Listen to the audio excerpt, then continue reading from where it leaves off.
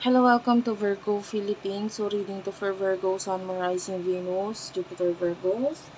Ayan, take only what resonates, guys. Bale, hindi po ito magre-resonate sa lahat. So, kunin mo lang yung mga messages na magre-resonate para sa'yo. Kung hindi ka pa nakaka-subscribe sa channel, kahit na lang ng subscribe button, notification bell, ma-appreciate ko po lahat ng likes, comments, and shares. Ayan. And, by the way, may TikTok po kami, no? Pa-subscribe na lang din po sa TikTok. Ayan, kasi doon ako mag-announce pag open na ako sa personal reading. Okay, let's start. Ayan. Sana po mag-comment kayo po. Kahit heart lang, malaking bagay yan, guys. Nagpapakita yun ng malaking suporta, pagmamahal. Ayan, kung hindi ka makaka-relate, huwag mo ipilit dahil hindi naman ito personal reading. Shuffle ko lang, guys. Virgo, Sun, Moon, Rising, Venus, Jupiter, Virgos. Ang meron ako ngayon is astrological reading, guys. Pwede ka magbigay sa akin ng particular date or month. Ayan, kung ano yung gusto mo ipa-reading.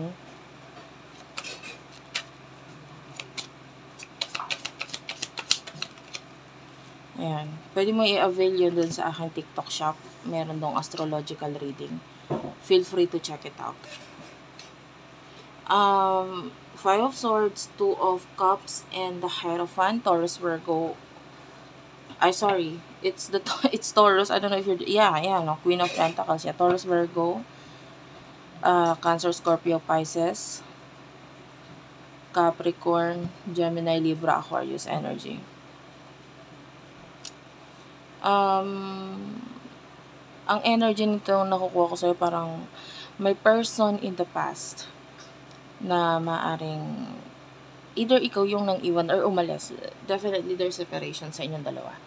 And nakikita natin na pwedeng hinahayaan mo siya sa person na kakonect niya ngayon. And then might be you're thinking na okay lang.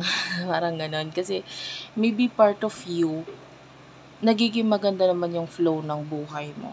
Diba? With the Queen of Pentacles, maybe you're being more stable, ganyan. And ang focus mo na lang ngayon is to learn. Ayan, to learn, maybe yung iba magturo or vice versa, matuto. Ayan, yung iba pwedeng may kinalaman iyon sa iyong career. Ayan, and itong person ito in the past, maybe masaya ka na lang na okay, sige, kung nasa ibang relationship ka, parang ganon, maaaring iisip mo na lang na alam ko naman na hindi ka okay dyan sa relationship na yan. It's not that you're wishing na hindi siya maging okay, pero maaaring either may balita or may alam ka regarding doon sa pinaka-relationship niya, or nararamdaman mo or alam mo na hindi siya okay pagdating sa relationship na yon, and you're just letting this person doon sa kakonect niya. That's your energy. So anyway, ano yung energy ng person na kakonect mo? Sino ito? Ano yung energy niya? Yung mga nakukuha kong message is parang hindi ko alam, pero parang konti lang sa inyo makaka-relate kasi it feels like private trading. Konti lang yung nakukuha ko ng energy. Yan, you do have here the Eight of Swords, the Chariot, and the Fool. Okay. Ang lakas ng pakiramdam mo, ha. Kasi dito sa energy na ito, maybe because pwedeng na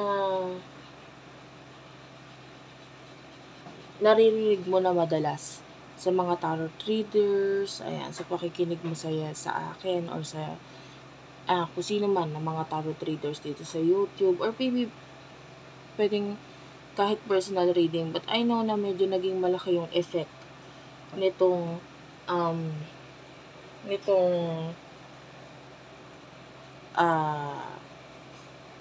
bagay na ito sa'yo.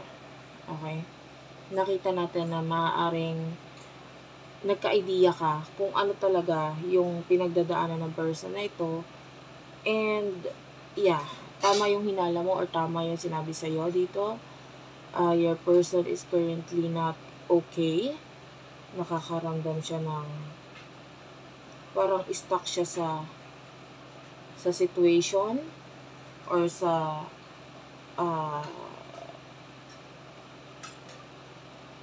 sa relationship, sabihin na natin ganon, na with the Chariot, gusto niya ng alisan. Ayan, with the Fool, atong person na to parang ayaw niya na mag-stay dito sa relationship or sa connection na to. Maybe because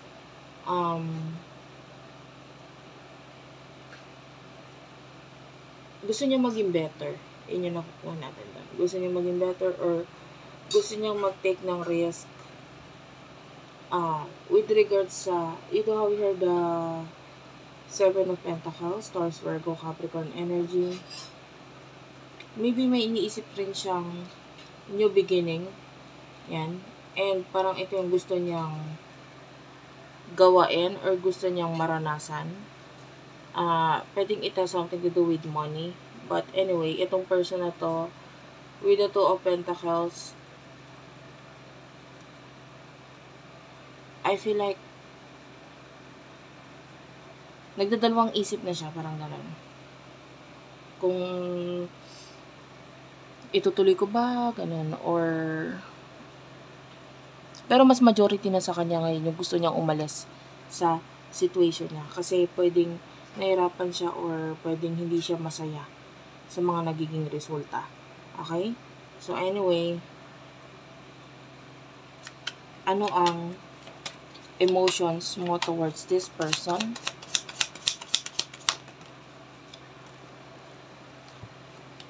Emotion mo towards this person is the Eight of Cups, the Knight of Cups, Ten of Swords, and the Nine of Swords.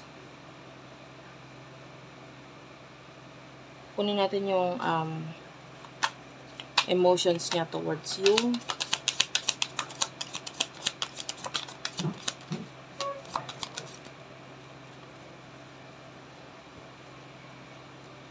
Ten of Cups, the King of Pentacles, the High Priestess, the King of Cups, and the Wheel of Fortune. Okay.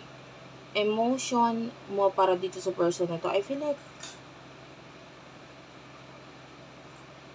you love this person, pero you know, kung sa ngayon maybe you are willing to take the offer or give the offer kung magkakaroon ng ending, parang ganun. Kasi ayaw mo ng problema, ayaw mo makasakit, ayaw mo saktan, parang ganun. And you are thinking about the future, medyo advanced ka mag-isip sa part na ito. And you do have the Ten of Pentacles. Sa ngayon, you want to be successful, you're focusing on money talaga. Yun yung nakikita natin. And maybe alam mong may emotions or feelings siya sa'yo, pero gusto mong ilagay niya yon sa actions, or sa ngayon wala kang pakialam, parang o sige, may feeling siya, pero dapat ipakita niya or iparamdam niya. Okay? And pagdating sa person na ito with the Ten of Cups, I feel like gusto ka niya sa kung ano yung nangyayari sa'yo ngayon. Like, this person is proud of you. Okay? Alam mo yan kung maganda yung nangyayari sa'yo or maganda yung pagdating ng person na ito. Could be dealing with a soulmate. May soulmate energy dito. And the King of Cups, yeah. Nakakita tayo dito ng 2 to 3 people actually na pwedeng may paghanga or may interest sa'yo. Pero yun nga, nakikita natin sa'yo is that you don't care. Or pwedeng hindi mo alam yung iba. These are like admirers.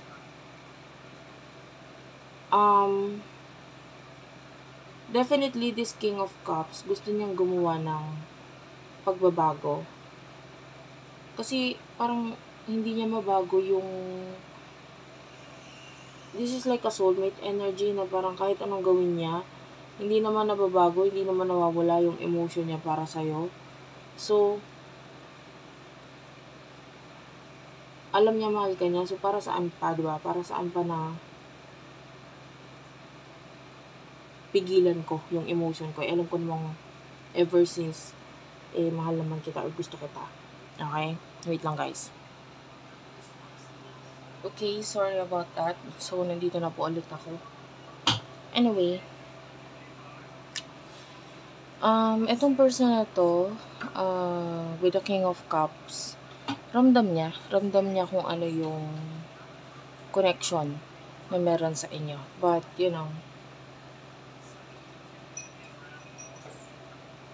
I feel like medyo concerned siya sa status or regarding career, money. Kung ano yung mga nandito sa harapan niya ngayon, medyo concerned siya dito sa mga bagay na ito. So, ayun. What will happen in the future for you?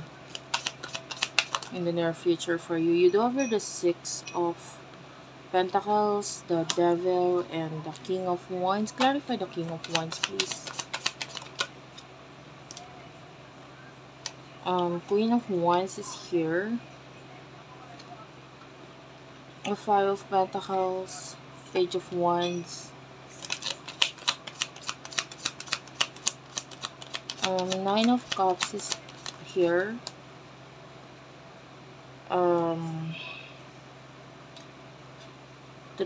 9 of Cups, 3 of Wands, the Lovers, and the 7 of Cups, 7 of Swords, sorry. 5 of Cups is at the bottom of the deck. Well, for what I can see here, medyo mag-ingat ka dito sa mga tao na binibigyan mo ng attention or maybe pwedeng sa love, pwedeng yung iba walang related sa love, but be careful. Kasi pwedeng ma-manipulate ka with the devil or magamit ka. Yung tendency pwedeng walang matira sa'yo. Lahat ibigay mo. Then paano naman yung sarili mo? The way I see this with the Queen of Wands, you have to listen to a person which is nakikita natin siya as nagbibigay ng advice sa'yo.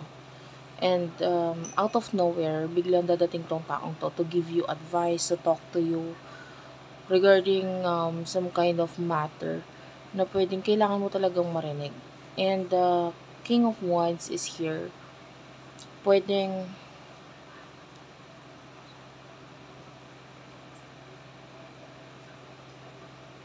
nakikita rin kasi ng mga taong ito na ikaw ay nagagamit or and in the future pwedeng magsalita na rin sila or magbigay sila ng opinion regarding doon.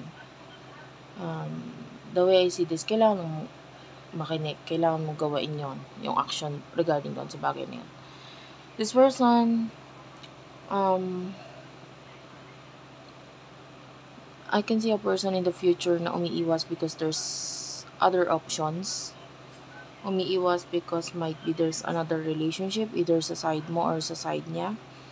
The 3 of Wands is here, but umiiwas siya pero nandun yung pagkagusto niya na makipag-connect, communicate. Namimiss ka nitong taong to. And the 5 of Cups is really sad. Sobrang lungkot ng person na to. And tell me more. Yeah, you do have the Queen of Cups. So, nakikita natin kasi malungkot siya kasi mahal ka niya. And there's a lot of emotion. Sobrang tibay or sobrang lakas ng emotion na nararamdaman niya sa'yo. Na with the Page of Pentacles, gusto niyang i-offer, gusto niyang ibigay. Pero the Death card is here. Maybe kailangan mo ng harapin kung ano man itong ending na dapat nagawain in order for this person with the Justice card na masabi niya or maamin niya kung ano yung mga dapat niyang sabihin. Okay? And the Five of Wands is here, medyo madugo yung ending, medyo mahirap. Kaya parang ang hirap gawain, ang hirap nagkakaroon ng pagdadalawang isip, gagawin ko ba to or wag na, pero nandun yung kagustuhan ng person na ito to reconcile. Pero medyo stubborn kasi siya, medyo may pagkatamad yung person na ito na gumawa ng action regarding dun sa bagay na yun. And you do have the Judgment. This is actually the last card. Nakikita natin ito as awakening for this person, lalo na pagdating sa connection ninyo. So there's an awakening towards this person. But, ayun nga, decision ang kailangan gawain, action ang kailangan gawain regarding sa ending. Thank you for watching. I love you all and bye-bye.